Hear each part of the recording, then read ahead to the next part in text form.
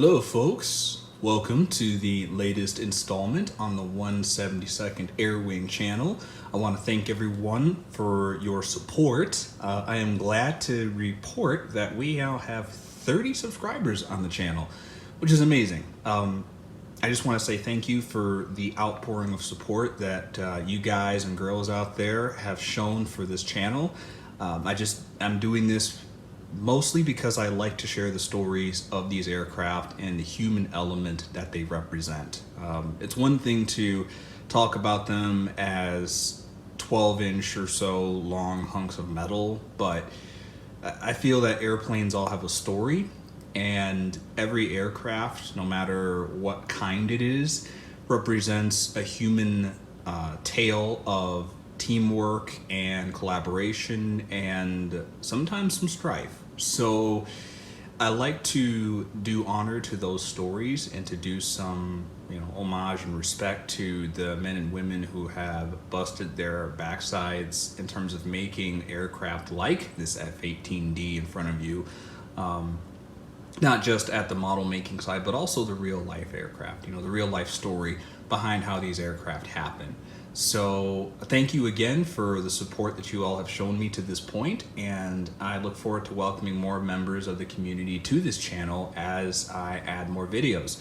So today's is going to be about the A-18D Hornet. This one is in the colors of WMFA All-Weather 121, the green boys out of the U.S. Marine Corps. So let's start a little bit with some personal interaction I want to mention here. So my affection for the F-18 kind of started in more of a cliche way, I guess you might say, a little pop culture-y.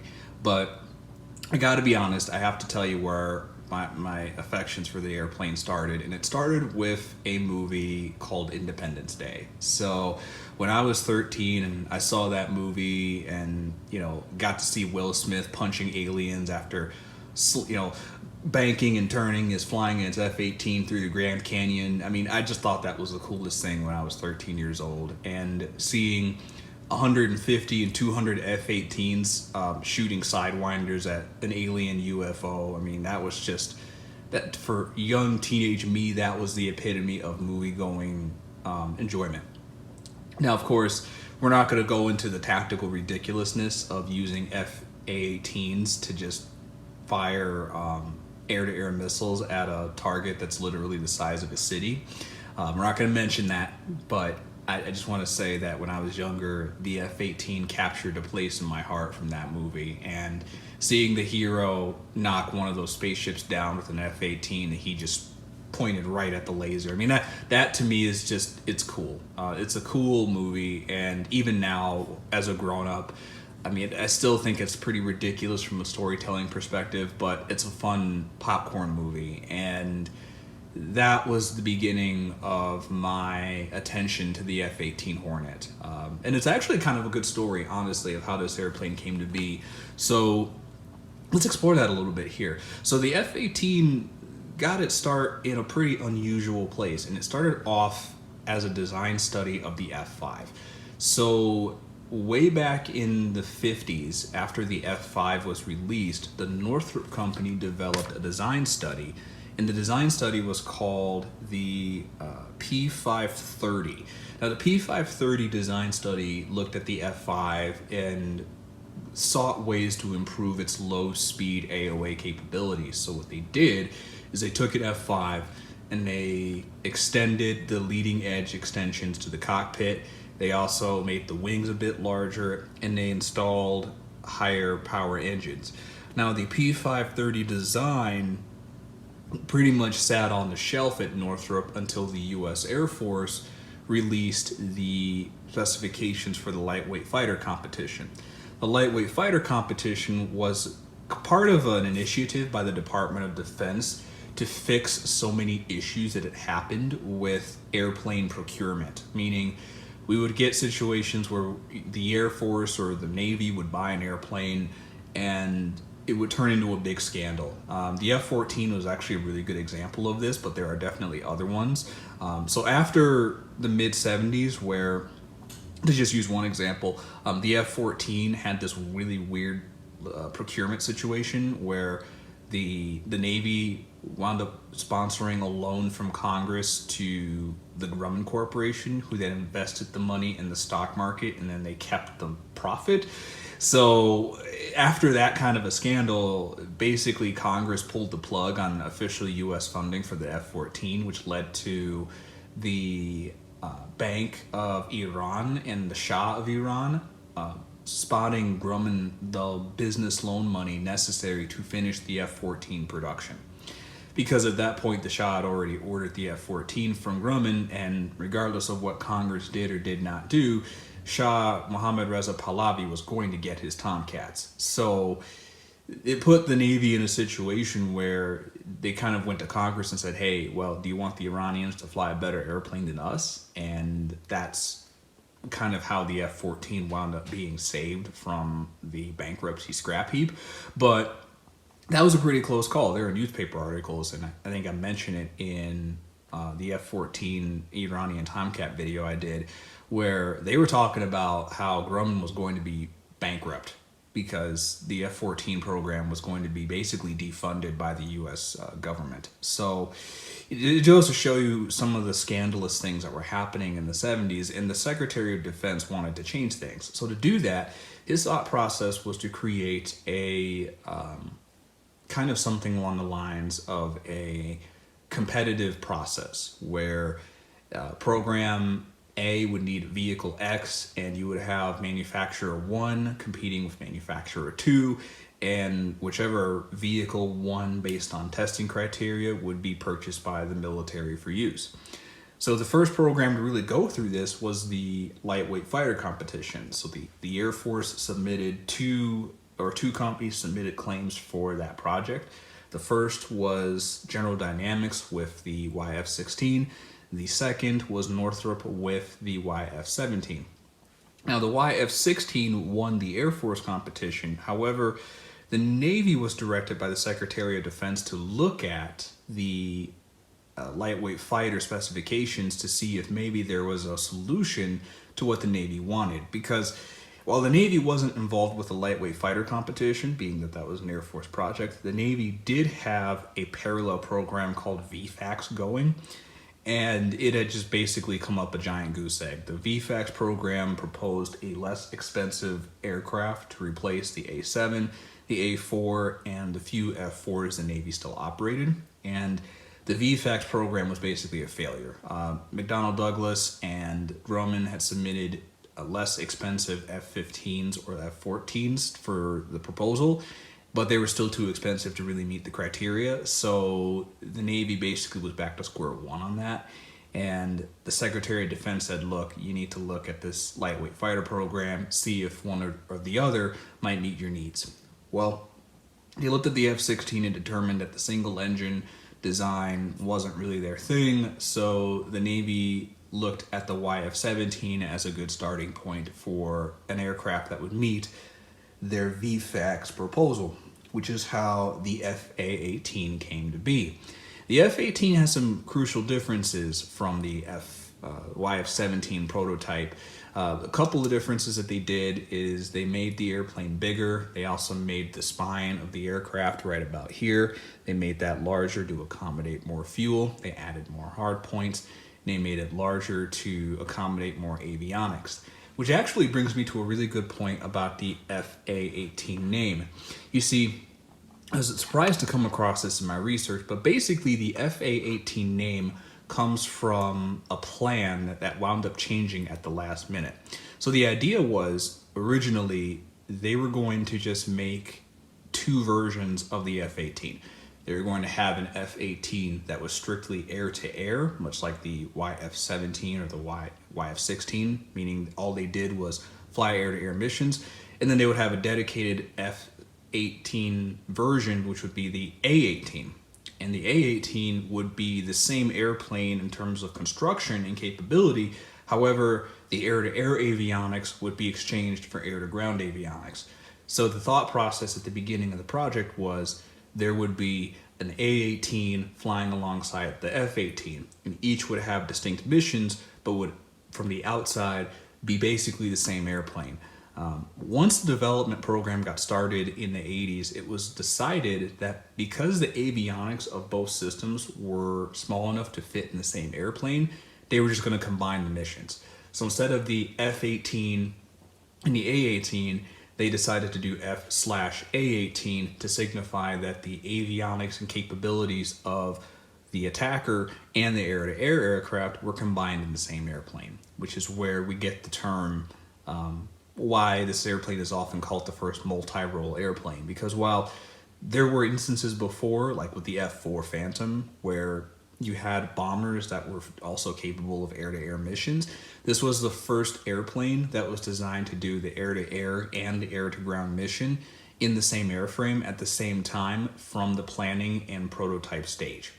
So the F-18, the F/A-18 has grown to be a pretty capable aircraft and has grown in the public and warfighting consciousness. It has certainly been a workhorse airplane for the U.S. Navy, and it is still being flown now by the U.S. Marine Corps. As I understand it, the U.S. Navy has fully retired the F/A-18 Legacy Hornets, as they're called. I believe the only ones that are still flying right now, I think, are the test and evaluation ones. The Blue Angels famously just converted to the Super Hornet, which in many important ways is almost a completely different airplane. So I do have, as an aside, I do have the Block 3 HobbyMaster model now, so I'll be talking about the Super Hornet in a different video because it actually is a completely separate airplane in terms of aerodynamics and behavior, which is another thing that I'm coming across with the research on these things. To kind of conclude this sidebar a bit, every time I do a video, I always learn something about my favorite airplanes, and with this one, it's no different. I came into this thinking that the F/A-18 and the Super Hornet were kind of the same thing. Well, in fact, the Super Hornet's almost a completely different airplane. It just happens to look like the F-18 that you see in front of you. So the Super Hornet's a bit of it's kind of a sleight of hand in terms of marketing because it's really a different airplane, but it looks like an existing airplane and it's referred to with the same name as an existing airplane. So I will talk about those fun specifics in the dedicated Super Hornet video I'm planning on doing down the line. But coming back to the F/A-18 in front of you, this aircraft has done quite a bit in terms of performance and capability in terms of what it's done for the U.S. and warfighting over the years. So a lot of foreign air forces still operate it. I believe the Malaysian Air Force still flies them, as well as some other ones too. So all in all, it's been a fairly influential aircraft, and I am really happy to have the model of this guy in my collection. So let's talk about the F/A-18 HobbyMaster model. This one is in HobbyMaster model number 3552. Again, it is in the WMFA all-weather 121 squadron colors, and it is a really good looking model.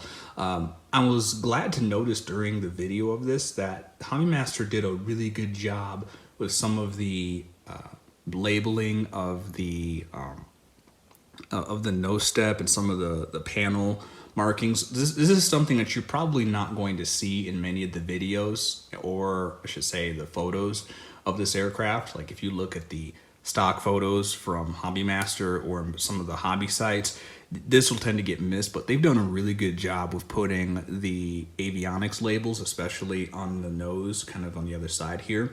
They've also done a really good job of labeling the nose step areas, especially on the flaps. Again, it is very hard to see, but there's 3 spots on each wing where it has nose step, and they've taken the care to highlight those areas, and all of the detailing on it is really well done. So I'm really happy to see this guy and to have it in the collection. I believe you do get a set of ordnance with it that go under the wings if you want to display it with that. I kind of like the way the F-18 looks when it's clean. It just looks so mean when it's just got the 2 sidewinders and a couple of tanks. And I have the couple of tanks on there because in reality, the F/A-18D, the B's and the D's were always a fuel challenged airplane because the B and the D, I think part of the way they were able to put the second seat in the airplane is they had to take out a fuel tank. So basically the single seat Hornet is not exactly ideal in terms of fuel consumption, but once you take the second seat out, you almost have to have either the wing tanks or a centerline tank when you fly the 2-seat version, because the fuel fraction is just that much lower. So as a result of that, I'm displaying it with 2 wingtip tanks, one here and of course one on the other side as well. Cockpit detail is really nice. Hopefully you could see that in some of the montage footage I did earlier. And the landing gear is nicely detailed. The argument could be made that maybe you could put some oil wash on that to kind of add some weathering. But for one thing, HobbyMaster doesn't really do that. And I'm kind of glad, because for me personally, and feel free to comment in the comment section if you disagree, but I feel like weathering is something that should only be done by the owner. It should not be done by the factory, because I feel like there's really no weathering setting that applies that makes it look universally appealing to all collectors. Some people will find weathering to be a bit much, or maybe it's too much weathering, or maybe it's too little, and defining what's the appropriate amount of weathering gets really murky, especially with airplanes like US Navy aircraft, where depending on the cruise and the maintenance cycles and the outdoor exposure and how often the airplanes are flown, some of them can look pretty filthy. So then you have a question of, okay, maybe it's too much, it's too much weathering for this cruise, but maybe it's not enough weathering for that cruise, and then you just go down that rabbit hole of accuracy and nitpicking. So I personally think that just making it clean, like HobbyMaster generally does, is probably the best approach for a model manufacturer. But let me know what you think in the comments on that section, or on that subject. So in terms of the stuff that comes with, you do get a changeable canopy, so you can take this off and then put a canopy with that just pivots upward, and it's just in the open position. The rudders and the elevators are fixed, which is good, because you can manipulate the airplane, move it around in your display case, and not worry about bumping things. So all in all, I think it's it's really well done model. They've even detailed what is the name of this guy? I don't know. I had it and I lost it. So this is it's the vortex generator for the leading edge root extension, right? And then the interesting thing is, okay, so on the actual aircraft, the leading edge, the vortex generator here is actually only attached on the front, like right here. It's hard to see in this picture, but you can actually, if you notice, the HobbyMaster has captured this detail pretty well. The vortex generator is attached to the aircraft, but only in the front. Okay, right about there. From this point on back, it's actually it's just separate. It's completely freestanding. It's only attached at this point. And there's an interesting reason for that. So when they built these aircraft, Northrop had 50%, and I believe Northrop had the front. So they had 50% of the aircraft from the front, and then Grumman had, or McDonnell Douglas, excuse me, had 50% in the back. So from the engine tailplane to about here, this is the McDonnell Douglas piece, and from this piece on forward, it was all built by Northrop. Now, this is not unusual for military contracts. So oftentimes, when the project is decided, they'll say, okay, they want to buy airplane X, so then they'll give half the contract to contractor A, and the other half will be given to contractor B. This is not unusual, and it was the case with this airplane too. So the point where the airplane is joined is right about there. And it actually, I think, led to a problem, because the little vortex generator turned into a dispute, because the company responsible for this half of the airplane wanted the ability to attach it all the way through, but the McDonnell Douglas, who built the second part, they weren't giving permission for Northrop to put the part on their piece of the airplane. So there's a little bit of territorialism going on there, but I think they basically solved it by just attaching it on the front and making it so that the piece that Northrop built had the vortex generator right there, and then the back part was just kind of left open, which doesn't hurt anything. It's just kind of interesting how the vortex generator right here is only attached on the front part of the airplane, and then the back half, it's just completely just hanging there. So HobbyMaster, thankfully, did model that pretty well by having the bracket there and have it there where it looks like it's just that piece that's joined on there. So well done by HobbyMaster to do that, and I think it's one of the better F-18 models out there. Definitely if you want a 2-seat version, I think it's a really well done piece, and I'm glad to have it in my collection. So whether you're an Independence Day or Russell Case fan or not, I still think the F-18 is pretty cool, and I'm really glad to have this guy in my collection. Plus, any airplane with blackout tails, to me, that is just cool. Okay, that's just the coolness. I'd like to see an F-15 one day with blacked out tails. I think that would look pretty darn nice. An F-15C and something similar to this would look pretty cool. Yeah, hint, hint to you Air Force crew chiefs that might be watching this out there. So thank you for watching through to this point. I appreciate your patronage and coming through my channel and watching this video. Feel free to leave your feedback, questions, and comments in the appropriate place below. Thanks for watching.